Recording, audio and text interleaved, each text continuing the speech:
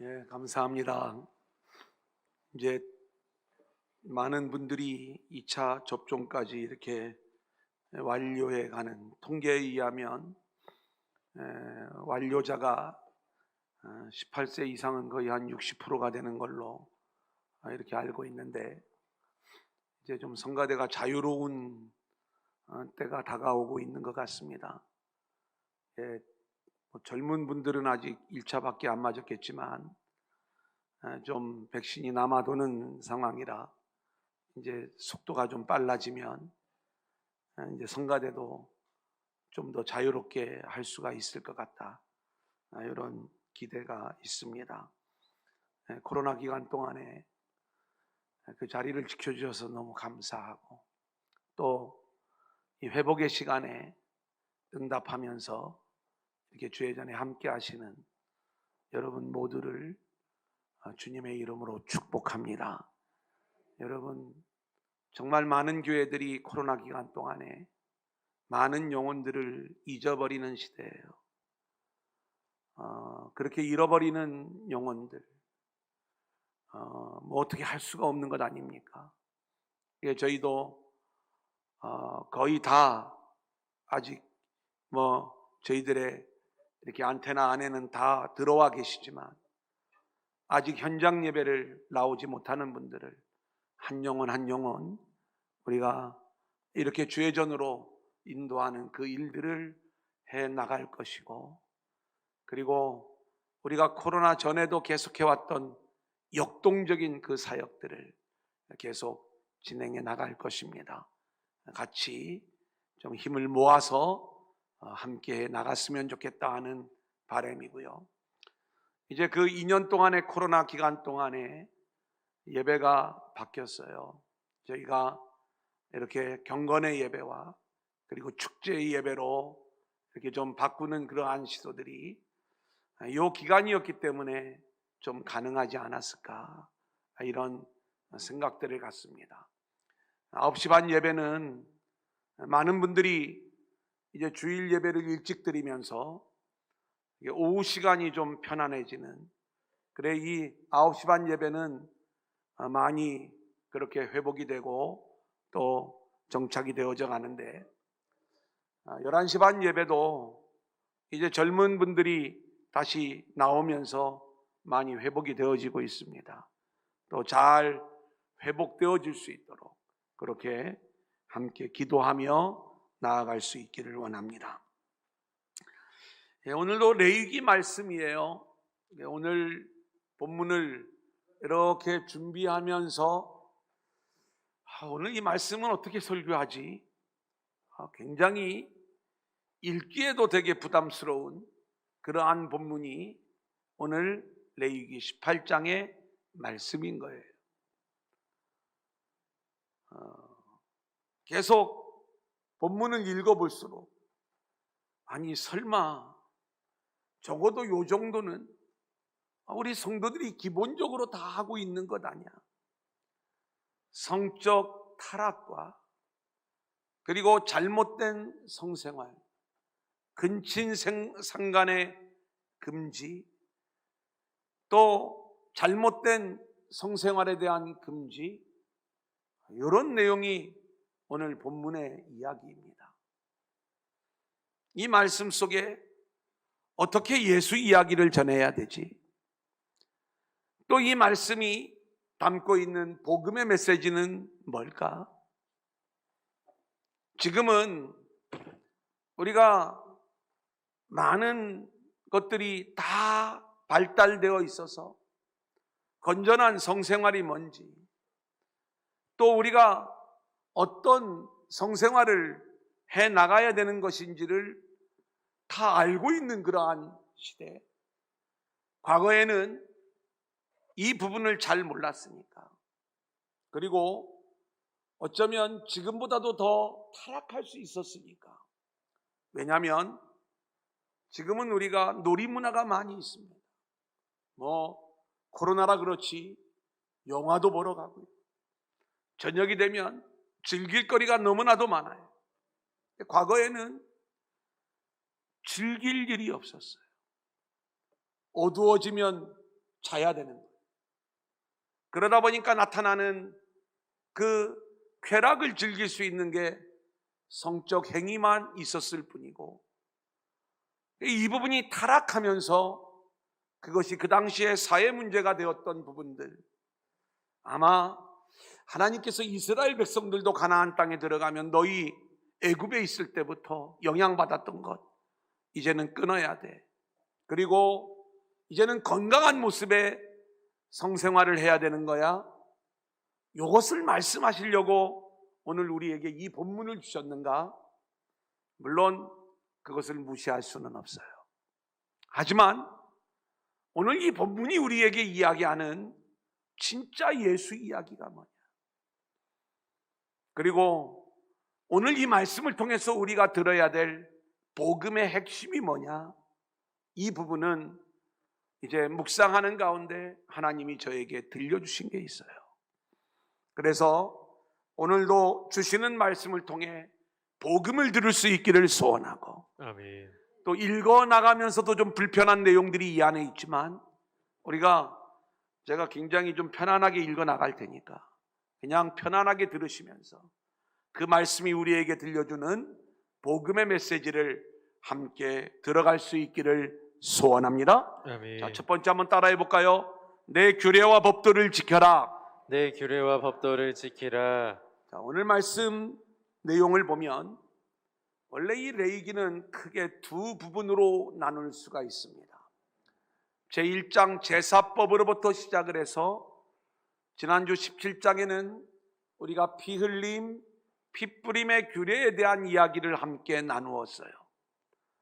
우리를 거룩하고 정결한 자로 세워가시는 하나님의 계획과 하나님의 일하심을 말씀하는 수직적 메시지가 1장부터 17장까지의 말씀이라고 하면 18장부터는 여기에 응답하는 이스라엘 백성들의 순종의 이야기, 일상생활 속에서 그들이 지켜야 되고 순종해야 되는 수평적 메시지, 이제 어떻게 살아야 되는가, 이 이스라엘 백성들의 이야기를 말씀하면서 가장 먼저 이야기하는 게 이 성규범에 대한 말씀인 거예요. 자, 그런데 오늘 말씀을 읽어가다 보면 계속 하는 이야기가 있어요. 하체를 범하지 말지니라, 하체를 범하지 말지니라. 계속 이 이야기가 등장을 하는데, 이 말씀 속에 담겨져 있는 진정한 복음적 의미가 무엇일까? 그 내용들을 우리가 함께 찾아가기를 원하는 거죠. 자, 1절 2절 우리 읽고 시작하겠습니다. 시작. 여호와께서 모세에게 말씀하여 이르시되 너는 이스라엘 자손에게 말하여 이르라. 나는 여호와 너희의 하나님이니라.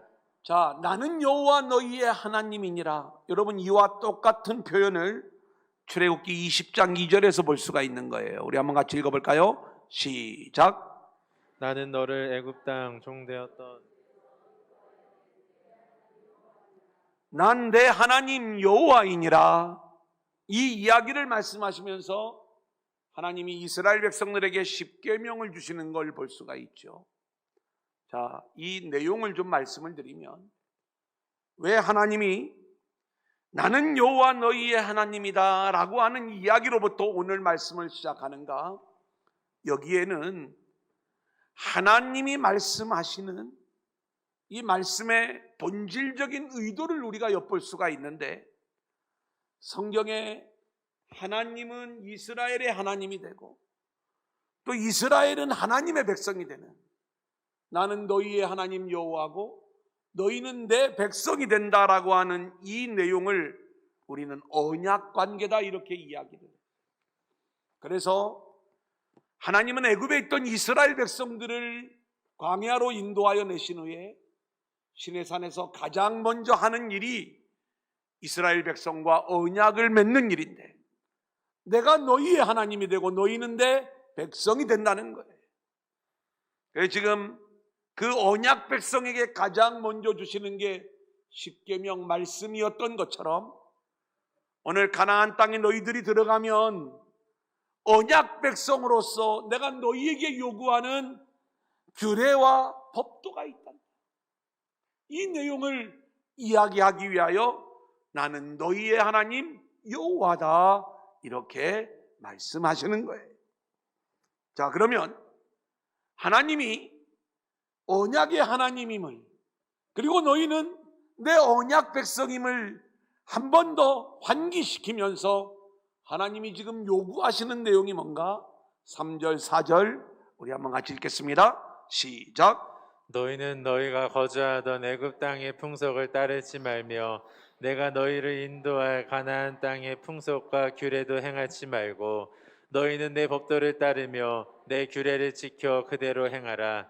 나는 너희의 하나님 여호와이니라. 자, 오늘 이 말씀이 십계명과 연결이 되어진다는 게 어떤 이야기냐면, 실제로 하나님이 언약의 관계를 확인하면서 십계명을 주셨어요.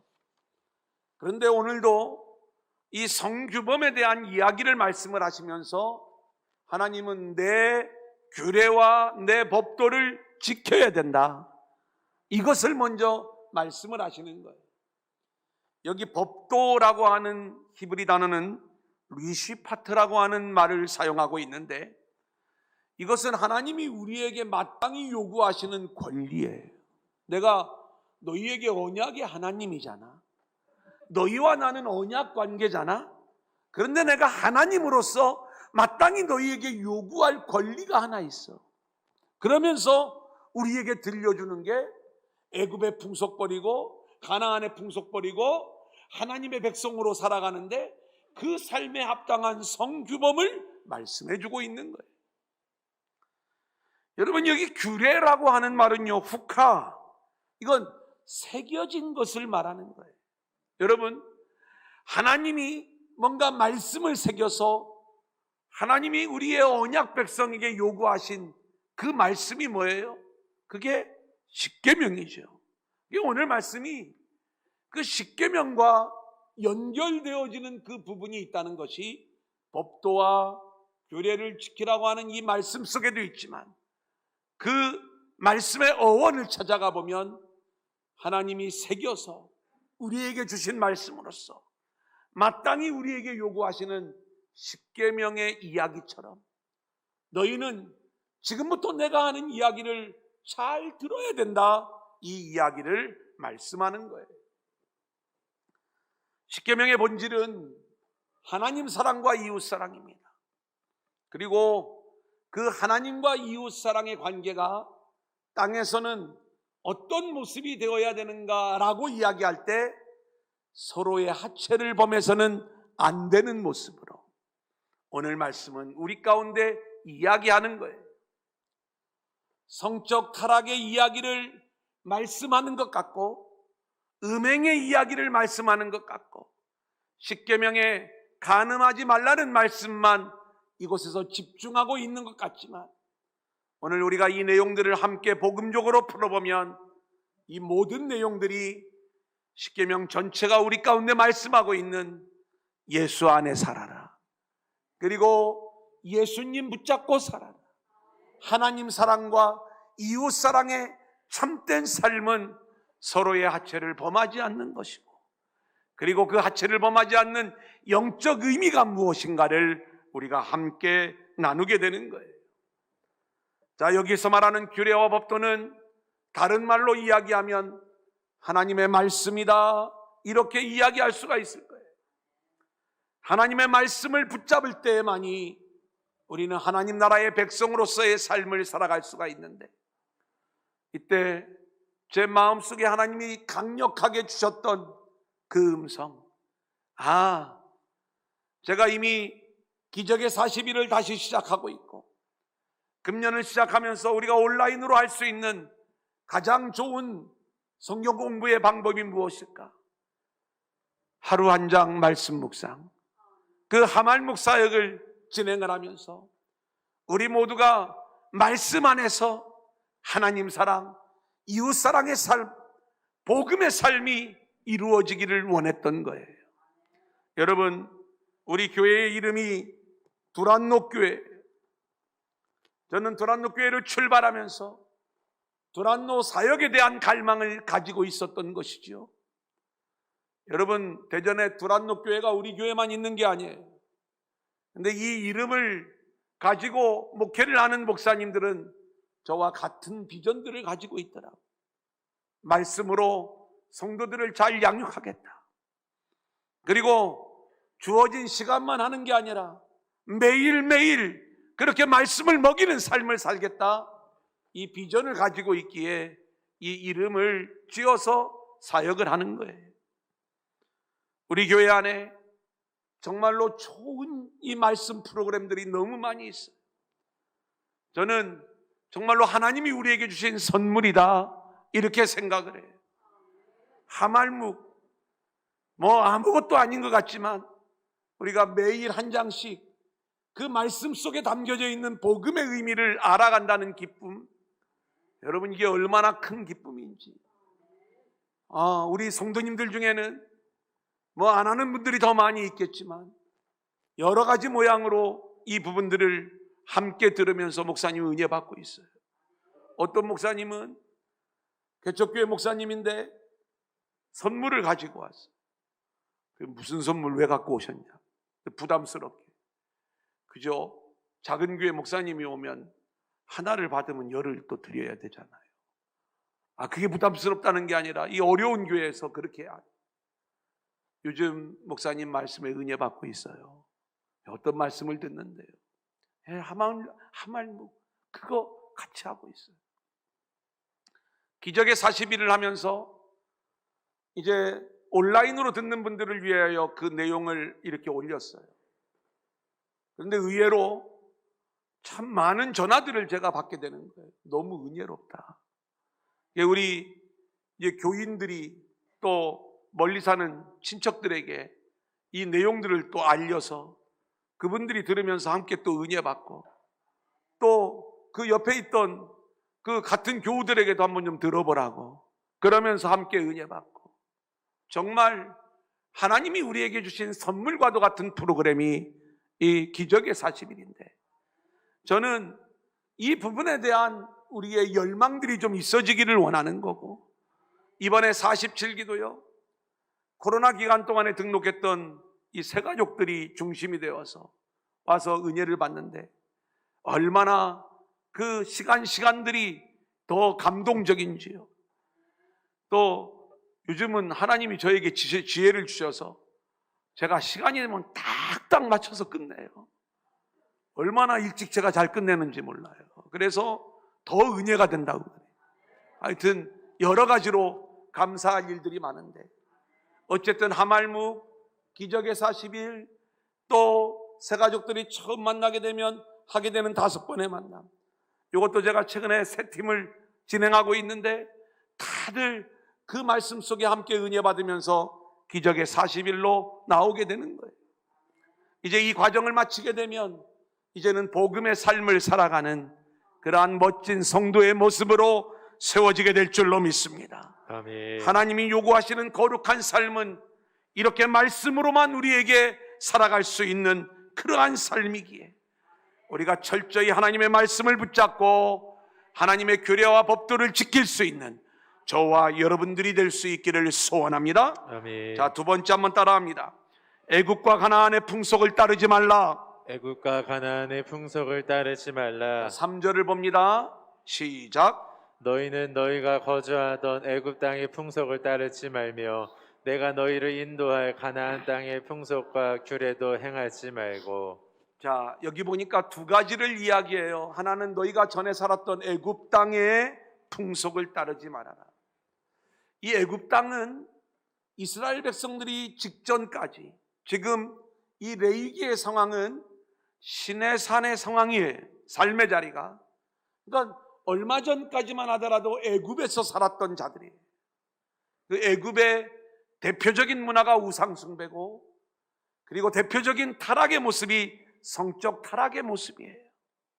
그래서 너희들이 지금까지 애굽에 있으면서 알게 모르게 묻어 있었던 그 애굽 문화, 이것을 성경에서는 애굽의 누룩이다 이렇게 표현을 하고 있어요. 자, 우상 숭배, 그리고 성적 타락, 또 이 애굽의 모든 누룩들 다 떨어버려야 된다. 그러지 않으면 가나안 땅에 들어가도 소용이 없다. 이 내용을 말씀해 주고 있는 거예요.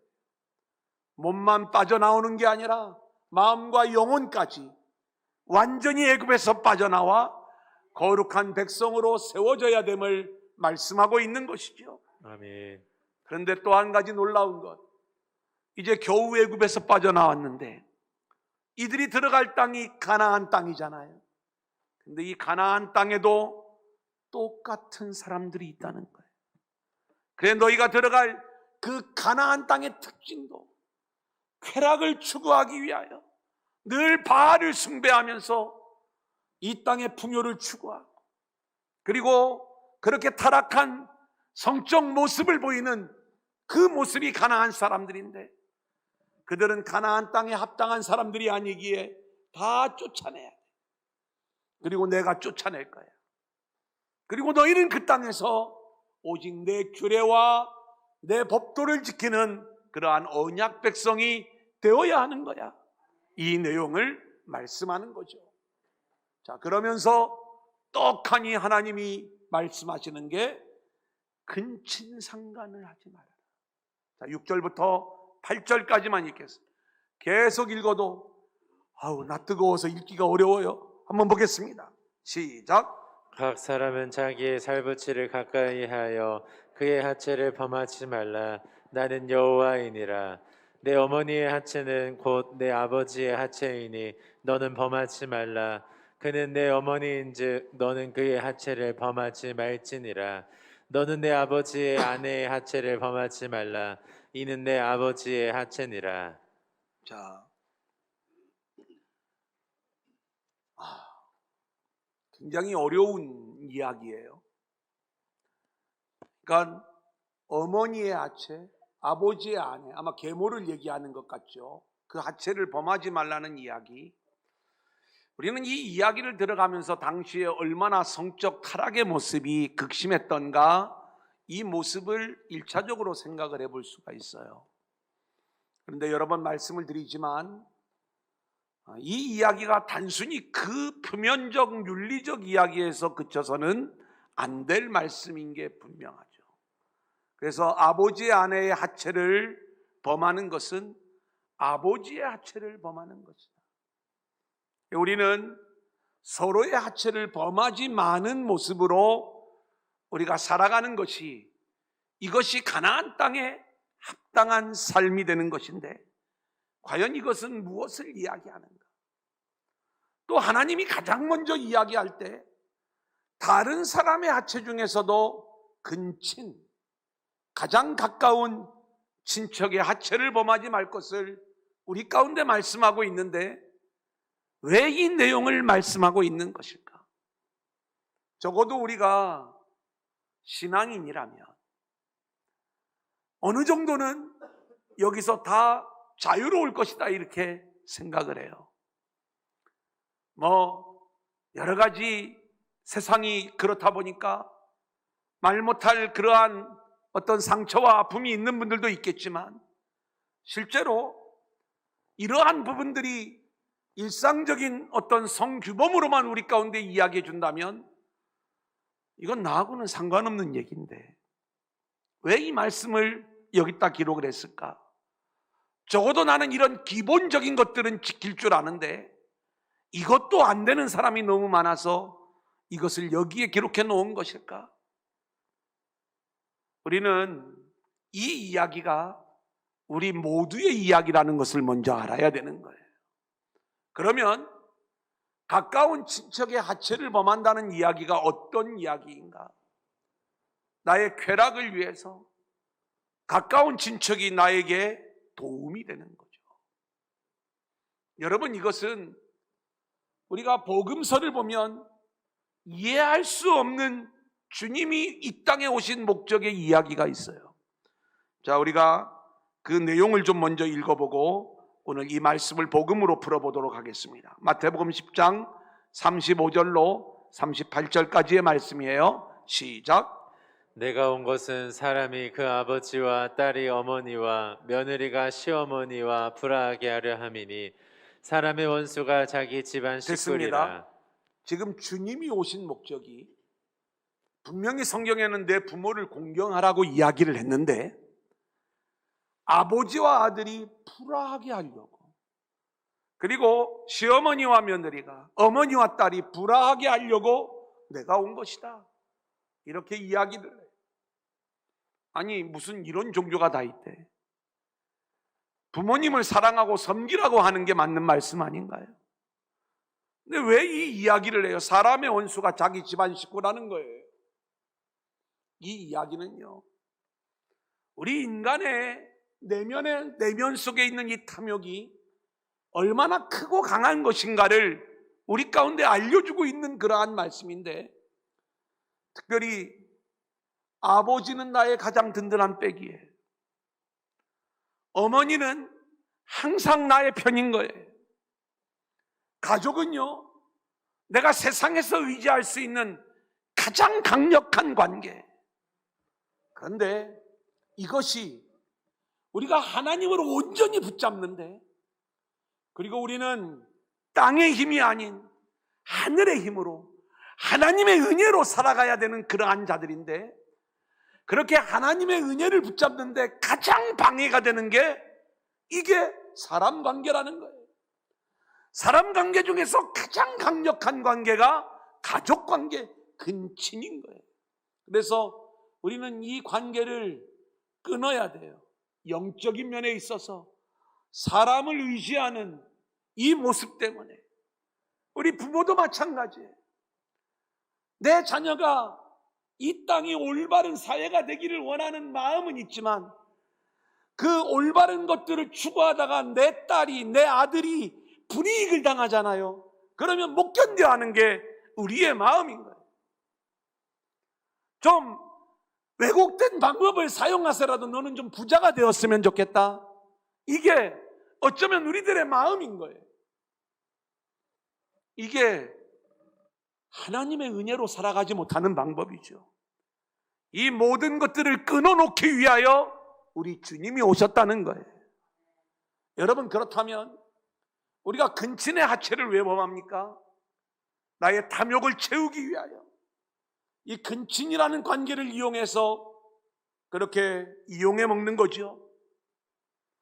우리가 사람을 나의 탐욕을 채우기 위한 그러한 모습으로, 그게 성적 탐욕뿐만이 아니라 물질의 탐욕을 이루기 위하여 근친을 이용하는 것도 마찬가지겠죠. 우리가 뭔가 인생을 살아가는 데 있어서 하나님의 은혜를 붙잡는 자들이 되어야 되는데 우리가 그렇지 못한 것, 우리는 이러한 모든 모습들이 결국 오늘 말씀에서는 근친상간이라는 표현으로 우리 가운데 이야기했지만, 우리는 오직 하나님의 은혜로 살아야 되는 자들이고, 그리고 서로에게 하나님의 은혜와 긍휼만 흘려보내야 되는 그러한 믿음의 백성들인데, 철저히 탐욕의 관계로 이루어져서 사람을 대할 때에 그 탐욕을 채우기 위한 단계로, 그런 관계로 이 사람은 나에게 유익을 줄 수 있는 사람이야, 그러면 취하고, 이 사람은 나에게서 뺏어가기만 하는 사람이야, 그러면 그 사람을 멀리하는, 이것이 오늘 말씀과 동일한 이야기다, 이렇게 말씀을 드릴 수가 있는 거예요. 또 하나는 타락한 성생활을 금지하는 거예요. 19절로 23절을 우리 한번 같이 읽어보겠습니다. 시작. 너는 여인이 월경으로 불결한 동안에 그에게 가까이 하여 그의 하체를 범하지 말지니라. 너는 내 이웃의 아내와 동침하여 설정함으로 그 여자와 함께 자기를 더럽히지 말지니라. 너는 결탄코 자녀를 몰렉에게 주어 불로 통과하게 함으로 내 하나님의 이름을 욕되게 하지 말라. 나는 여호와이니라. 너는 여자와 동침한 같이 남자와 동침하지 말라. 이는 가증한 일이니라. 너는 짐승과 교합하여 자기를 더럽히지 말라. 여자는 짐승 앞에 서서 그것과 교접하지 말라. 이는 문란한 일이니라. 여기도 계속 낯뜨거운 장면이지만 제가 말씀을 위하여 그냥 표현을 하겠습니다. 생리 중인 여인과 성행위를 하지 말라는 얘기예요. 정욕을 이기지 못하여 이런 모습을 보이는 것이 옳지 않다는 거지요. 타인의 아내와 통간하지 말라는 일, 여자와 동침하는 것처럼 남자와 남색하지 말라는 얘기, 동성애를 금지하는 이야기입니다. 짐승과 교합하지 말라, 수간하지 말라는 이야기예요. 여러분, 어떻게 이런 말씀이 성경 안에 들어와 있을 수 있을까요? 얼마나 그 당시가 문란했으면 이런 내용들을 말씀하실까요? 그런데 여기에는 좀 더 복음적 의미가 담겨져 있는데, 우리가 숨길 수 없이 부패한 게 우리 인간의 마음인 거고, 그리고 인간은 끝까지 자기의 탐욕을 포기하지 못하여 그것을 채우는 존재임을 우리 가운데 보여주고 있는 말씀인 거예요. 그렇다면 여기에 나타나는 단어 하나하나가 직접적으로 우리에게 적용되지는 않는다 할지라도 이 이야기가 탐욕을 이기지 못하는 우리 모두의 이야기인 것이고, 그렇기 때문에 우리는 이 모든 것에서 자유로울 수 없는 악한 인생들임을 우리가 고백해야 되는 거예요. 그래서 서로를 대할 때 우리는 철저하게 하나님의 은혜와 긍휼을 흘려보내야 될 대상으로 서로를 긍휼히 여기는 게, 이게 복음의 사람인 거지. 그 사람을 통해서 나의 유익을 채우려고 하는 것, 그게 신앙의 일이라 할지라도 그 모든 것들은 가짜임을 우리 가운데 말씀해 주고 있는 것입니다. 하나님의 규례와 법도는 바로 이 내용을 담고 있는 거예요. 가나안 땅의 삶은 탐욕을 채우는 삶이 아니라 그것은 은혜와 긍휼로 살아가는 삶인데, 그게 십계명에서 이야기하는 하나님 사랑, 이웃 사랑의 삶임을 이야기하는 거죠. 이제 마지막 세 번째 대지는 오늘 말씀을 정확한 복음으로 우리에게 안내하고 있어요. 한번 따라합니다. 토할까 하노라. 토할까 하노라. 자, 저를 보세요. 저는 오늘 본문의 말씀을 묵상할 때 묵상도 어려워요. 계속 읽기도 불편해. 내용이 얼른 읽고 끝냈으면 좋겠어, 이 장면을. 그런데 계속해서 저한테 들어오는 이야기가 이 두 가지 이야기였어요. 하나는 하체를 범하지 마. 또 하나는 내 아비의 아내의 하체를 범한 자는 아비의 하체를 범한 것이다. 성경이 이 내용을 말씀한 내용이 창세기 9장에 있더라고요. 우리는 노아 할아버지의 포도나무 이야기를 알아요. 그런데 이 노아 할아버지가 포도나무를 심고 땅이 기력을 회복해서 얼마나 그 포도나무에 과실이 실했던지, 그것을 포도주를 만들어 마시고 자기 장막으로 들어가 누웠어요. 그런데 너무 더웠던지 온몸을 벌거벗은 거예요. 노아에게는 세 아들이 있었어요. 셈, 함, 야벳입니다. 이 장면을 가장 먼저 본 자가 함이에요. 그런데 우리가 창세기 9장 22절 그리고 23절을 우리가 한번 같이 읽고 이 내용 제가 정리해 드리죠. 가나안의 아버지, 시작. 가나안의 아버지 함이 그의 아버지의 하체를 보고 밖으로 나가서 그의 두 형제에게 알림해. 이 함은요, 아버지의 하체를 범한 거예요. 어떤 사람은 이 원어를 가지고 막 설교를 하면서 그 아버지와 동성애를 했다, 이 이야기를 하는 분들이 있는데 이건 너무 나간 거고요. 아버지의 하체를 즐긴 거예요. 즐겼다는 얘기는 그 모양을 즐긴 게 아니라 그 부분은 우리가 덮어드려야 되는 부분인데, 이 부분을 즐기면서 자기 형제에게 떠벌리는 것, 그리고 아버지를 힐난하고 비난하는 모습이 그 안에 담겨져 있겠죠. 이게 하체를 범한 모습이다, 이 말씀인 겁니다. 자, 그런데 하체를 범한 두 아들이 있어요. 범하지 않은 두 아들이 있어요. 계속 그 하체 이야기를 해요. 9장 23절입니다. 시작. 셈과 야벳이 옷을 가져다가 자기들의 어깨에 메고 뒷걸음쳐 들어가서 그들의 아버지의 하체를 덮었으며 그들이 얼굴을 돌이키고 그들의 아버지의 하체를 보지 아니하였더라. 하체를 덮어주고 아버지의 하체를 보지 아니하였더라. 범하지 아니하였다는 이야기예요. 여러분, 우리는 이 노아 할아버지의 이야기를 통해서 함이 저주를 받고 셈과 야벳이 축복을 받는 이야기를 우리가 알고 있어요. 그런데 정확하게 성경은 함이 저주를 받았다라고 이야기하지 않고 함이 등장할 때마다 가나안의 아비 함, 가나안의 아비 함, 셈과 야벳은 그냥 셈 야벳이라고 이야기를 하는데 이 함을 이야기할 때만은 계속 가나안의 아비 함이라고 이야기를 하면서 훗날 이 가나안이 가나안 땅에서 쫓겨나게 되잖아요. 그 쫓겨나게 된 이유가 하체를 범한 이야기, 이 함의 이야기하고 동일한 이야기임을 우리 가운데 보여주는 거예요. 함은 그렇게 아버지의 모습을 긍휼로 은혜로 덮어주지 아니하고 그 하체를 즐기며 떠버리며 하체를 범한 자의 모습으로 결국 함과 그의 후손인 가나안은 저주를 받을 수밖에 없었고, 하체를 덮어주고 그 하체를 범하지 아니한 셈과 야벳에게는 하나님의 은총과 긍휼이, 그리고 하나님의 구속사가 셈에게로 흘러서 결국 셈의 후손인 아브라함을 통하여 하나님은 하나님 나라의 그 아름다운 모습을 세워가는 것 아니겠습니까? 이게 그 하나님의 은총이고, 야벳은 셈의 장막에 함께가며 그 은혜를 누리는 자가 되었는데, 가나안은 결국 가나안 땅에서 쫓겨나는 모습이 되는 것이다. 오늘 제가 이제 말씀을 좀 빨리 마무리해야 돼서 성경을 더 이상 읽지는 않겠습니다만은, 우리가 오늘 본문 말씀을 보면 가나안 땅은 이렇게 하체를 범하는 자들을 토해내는 땅이다, 이렇게 말씀하고 있어요. 지금 너희들이 들어가는 그 가나안 땅, 거기에 원래 원주민들이 있었어. 그게 가나안 족속이야. 함의 아들 가나안, 그 가나안 후손들이 살아가는 그 땅. 근데 그 땅이 그들을 토해낸다는 거예요. 왜요? 아비의 하체를 범하는 그 함의 모습이 여전히 그들의 삶의 문화에도 동일하게 작용되고 있었기 때문에 그런 거예요. 이때 하나님은 다시 한번 이스라엘 민족에게 경고를 하는 거예요.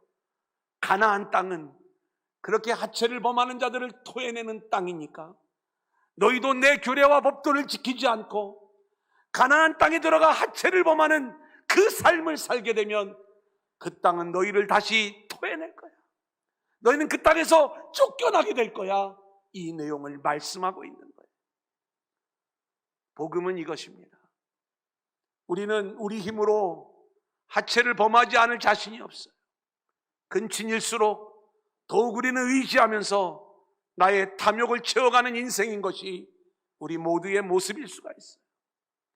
그런데 하나님은 새겨진 말씀을 가지고 우리에게 강력히 요구하는, 내 규례와 내 법도를 지키라고 말씀하는 이 말씀을 우리 가운데 이야기하면서 우리가 가나안 땅에서 예수 안에서 거룩한 백성들로 세워지기를 원하고 계시는 거예요. 오늘 우리가 어떻게 이 삶을 살아갈 수가 있습니까? 내 힘, 내 실력으로는 안 되지만 오직 하나님의 말씀으로는 가능한 줄로 믿습니다. 아멘. 성령의 능력과 도우심으로 우리가 거룩한 삶을 살게 될 줄로 믿습니다. 아멘. 이런 멋진 인생들로 세워지는 저와 여러분들이 될 수 있기를 주님의 이름으로 간절히 축원합니다.